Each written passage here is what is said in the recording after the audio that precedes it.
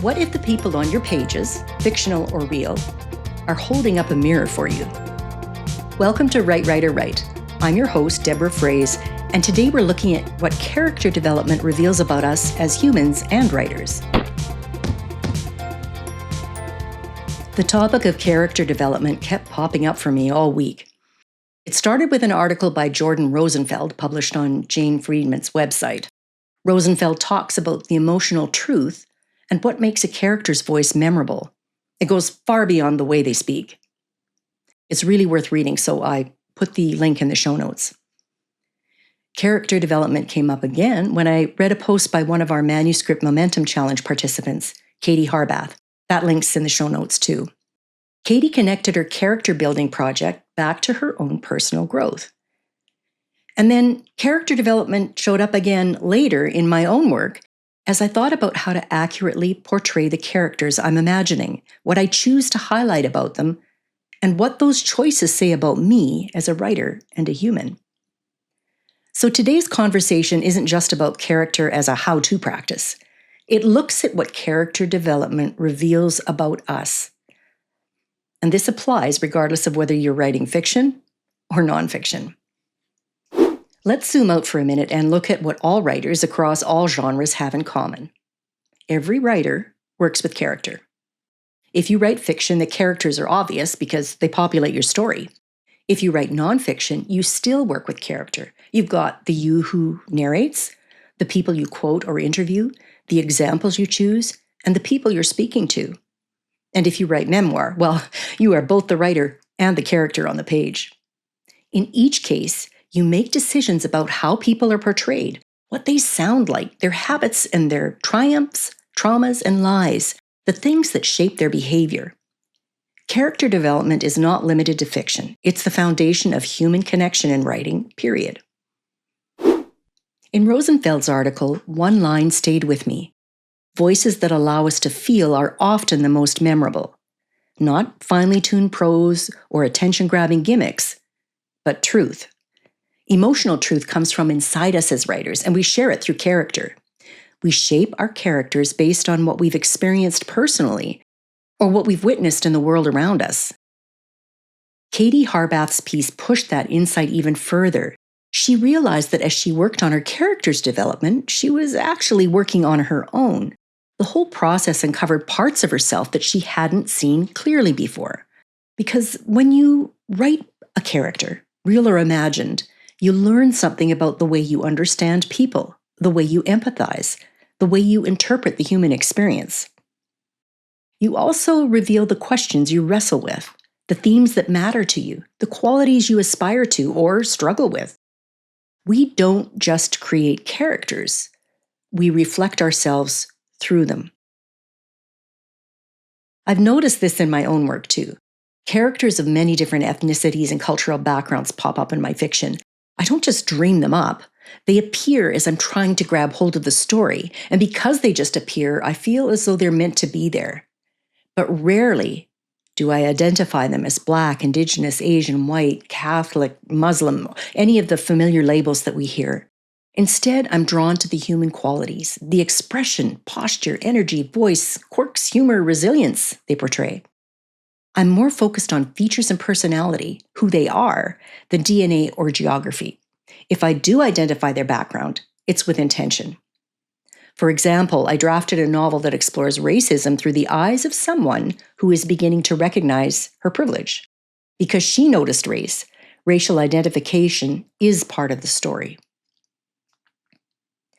My approach comes from a deep desire to respect humanity, something that's burned inside me since I was a child. I didn't know there was such a thing as racism until I read a certain picture book in grade 2. I don't recall the title, but I'm pretty sure it was the story of Ruby Bridges, or at least inspired by her. If you aren't familiar with Ruby Bridges, she was the courageous 6-year-old Black girl who entered a New Orleans school for white students during desegregation in the 1960s. Notice how I used black and white there, for a reason. She became a symbol of the civil rights movement. In this book, as the little girl prepared for her first day in a brand new school, her grandfather took her onto his knee and asked her to be careful. Some people wouldn't like her because of her cinnamon-colored skin.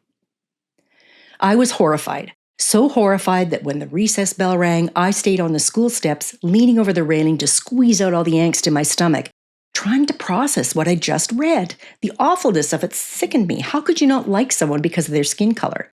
I wished she would come to my school so I could be her friend. That incident planted a seed of revulsion in me for any form of racism or bigotry. That doesn't mean I recognize every aspect of my own privilege, but it creates an intention within me for my whole approach to writing. I want readers to meet individuals, not races or stereotypes, to recognize themselves in someone they might not expect, to see our humanness as the common thread, even if some characters look or speak differently or have different preferences, to find wonder and new insights through different cultures or perspectives. At the same time, in my current project, my world building is influenced by ancient Celtic culture, not in a strict historical way, I'm inventing plenty, but in symbolism, dialect, and behavior. This culture really speaks to me, probably because there is a high likelihood I have some Celt in my ancestry. So yes, readers will recognize the Celtic undertones. They'll see it in names and the rhythm of the dialogue, maybe even in certain archetypes. That influence, too, says something about me, what matters to me, what I resonate with, what feels ancient and true in my bones. When I put all these ideas together, they show me something about who I am. I'm drawn to humanity before category, to elemental rather than label, to the emotional core beneath the surface. So that's what I mean when I say character development reveals us. Even our stylistic preferences, the cultures we draw from, the imagery we gravitate toward, they're all part of our creative DNA. When you become aware of what your characters reflect about you, your writing becomes clearer, more intentional, more aligned with your values. If you write fiction, this might show up in the way you build your cast or choose point of view. If you write nonfiction, it might show up in the way you frame the people you profile or the tone you choose. If you write memoir, it might show up in the way you grant yourself grace or withhold it. Character work in any genre invites you to deepen your understanding of human nature and your understanding of yourself. Before we wrap everything up, here are a few reflection questions to help you explore your own relationship to character. Number 1, what do my choices about character or persona say about what I value? Number 2, what assumptions do I make about humanity when I write? Number 3, what emotional truth am I trying to explore through the people I put on the page? Number 4, how am I framing the people in my stories? What does that framing reveal about me? These questions aren't about judgment, they're about awareness. And awareness is your sharpest writing tool. Character development isn't just something we do to move a plot forward. It's something that shapes us while we shape it. Whether you're drafting, revising, or simply exploring ideas, pay attention to the people on your pages. They have stories to tell about themselves and about you.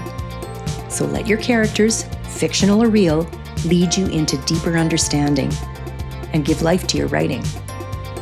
Thanks for joining me today. See you next time.